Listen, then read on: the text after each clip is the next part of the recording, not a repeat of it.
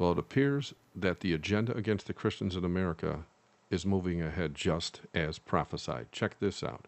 Arizona court is okay with forcing Christians to violate their faith.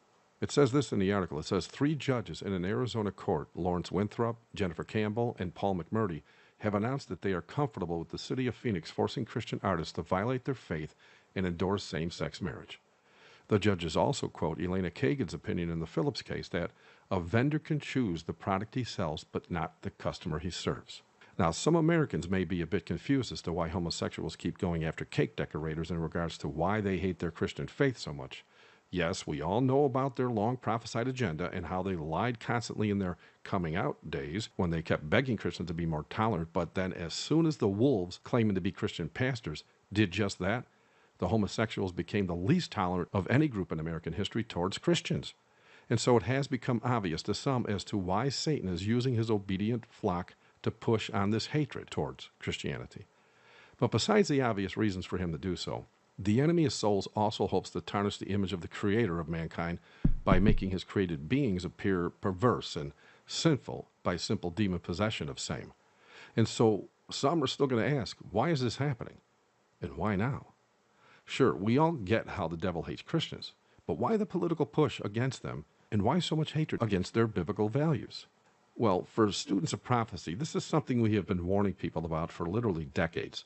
The political push against Christian values has to do with Satan's final plans for enforcing the mark of the beast, of which cannot be done with the current U.S. Constitution.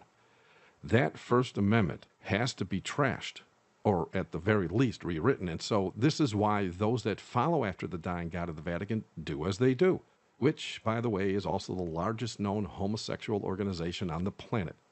And for those that don't believe the U.S. Constitution isn't the target, do you recall how the Vatican was instrumental in getting so many constitutions changed in those countries in bed with Rome over the last few decades?